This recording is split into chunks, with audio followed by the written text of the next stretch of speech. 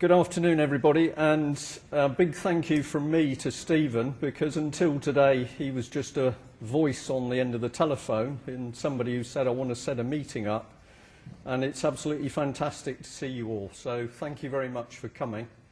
And I know we're not talking nice subjects, but they are subjects that you need to hear. But to see this many people is fantastic, and I'm going to talk to you at the end of my talk, if I remember, but we want to get more in February. So if you enjoy it, if you think it's been worthwhile and we can actually double the numbers or triple the numbers for February next year, we'd be delighted. Now, something I'd like to say is that we're doing more of these talks where you get a number of different speakers sharing a stage. And this is deliberate because as we are activists and we research and we dig into things and you meet other people and they tell you things, we're finding that the story is beginning to converge. What I didn't know in the beginning, I'm beginning to pick up from other people, and I find it links in with a little jigsaw that I've got. And we felt that if we started to share the stage amongst speakers, it helps show that we've got confidence in what the other speakers are talking about. That's not to say we know everything, that the detail that the other speakers are talking about, but we've got enough confidence to say these people have done the research and what they're putting in front of you is true and correct. And I can tell you that about 3 years ago, one summer's morning, about 10 to 6, I took my cup of tea out to the garden, lovely blue summer's day, and an aeroplane was going over, and I thought, that's interesting, that's a really heavy contrail. And I watched this thing, and then I thought, well, I better take the dog out. And I took the dogs out. 2 hours, came back, and I was amazed that that contrail was still there from horizon to horizon, but it was starting to spread in the wind. And basically, it didn't disappear for several hours. And I was just curious. I've got some film of my own on my laptop. I've got photographs. So I began to notice these planes. And then eventually I just started to delve into the internet, and then all of a sudden I'm beginning to see information on something called chemtrails. Now, I built a very crude little device. If any of you have watched Dad's Army, you might have seen them with a little device for measuring the angles of aeroplanes, and you can calculate the height. And it's an estimation, but it can be quite accurate. And I've got planes coming over my house, and the altitude, plus or minus a couple of thousand feet, is 10,000 feet. And they leave a huge trail, and some days there are 4 or 5 aircraft in one section of the hemisphere. So I know these aircraft aren't commercial airliners, because if they were, they would be at such an altitude that they were ripping up fuel, and that costs money, and they don't do that. I also live under the transatlantic air routes, and a normal aircraft is a tiny speck because they're up at 30,000 feet. So I know that these are not normal. I can also say, because Andrew didn't, that around us, about 3 or 4 days after the aircraft have chemtrailed, people complain about feeling lethargic, washed out, tired, joints ache. And I'm looking at all your faces. I know it's coming up to Christmas. But if you watch people out there on the street, you're watching people who are becoming more and more lethargic. You don't see people smile much. You don't hear laughter. It's real. Now, whether it's intimately connected with these aeroplanes, I don't know. But personally, I've now come to the conclusion that when they do heavy spraying over 2 or 3 days, something happens. We don't feel too good.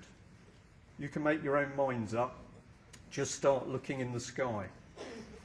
Okay, now, the subject I've come to talk to you about is common purpose. And I always do this because it helps me in how I direct it. But how many of you have heard about common purpose? Okay, that's brilliant. Then I have a problem, which is that there are some of you who haven't, and I've got to recover some of the old information. There's too much evidence. This is one of the key problems, whether it's for Ian Crane or Andrew or Tony Gosling. The evidence, there's too much of it. So how do we put it across to you? So we've got to move fast. I've got a lot of information. I will be around all day, and if you've got questions, come and challenge me. I hope this is going to work. I want to do something positive. Excellent. We know something's going on in this country, and I'm going to be saying to you that this country, United Kingdom, Great Britain, Scotland, Wales, whatever you want to deem your country, is being taken apart, and it's being collapsed and dismantled, and it's happening very quickly, and we need to do something about it. And there are a variety of groups that have now set themselves up to get the truth out, truth movements. And one of the groups that I'm involved in is involved with lawful rebellion. We've had enough. We want to rebel, but we want to do it lawfully and peacefully. But we need to do something. And what I'd like to encourage you at the end of this session is to think about having a look for this website and getting involved. We don't want you to join a rigid organisation. We are not a political party. We're not going to form a political party. We don't want you to leave your own groups. What we want you to do is to start working with other groups, swapping information, gaining strength, because the people we're up against love people who are isolated. And I know in the audience today there are some people who've suffered terribly from a system because they were isolated. And I'll tell you a bit more about that. So a positive thing up front, and now I want to depress you. I don't really, but it's not a nice subject. Confronting evil is something that's quite difficult. If you sit down with a new person and you try and tell them some things, and those things aren't nice, they don't want to know. They'd rather talk about Christmas and the Christmas shopping. And Ian Crane and myself came up on the train from Plymouth yesterday. On the Somerset levels, we watched the chemtrails. And later on, we met a very nice young couple on the train, and we got talking to them about what we did. And it was very interesting watching their emotions from being interested to, I don't want to go there. They're talking about paedophiles. I don't want to go there. They're talking about people trying to kill us. And then they're curious. It's Pandora's box. So we're trying to get groups together. We don't want to take you over, but let's build a movement. In the country at the moment, there's chaos. Nothing works. And I haven't got to say very much because I know you know what I'm talking about. Just nothing works properly. There's constant change. Schools are changing. If you're a school teacher, the regime, the organisation changes every 5 minutes. The trains, who's in control of the trains? Do we know? Which company's going to have it? Where's it going? The banks, NHS, it's turmoil. And this cartoon is showing or suggesting that it's being driven. And I have no doubt it's being driven. And I'm going to say to you, as an ex-military man, we are being attacked. And the attack is to destroy this country, to weaken it to an extent. A new regime is going to take over. And that regime is a dictatorship.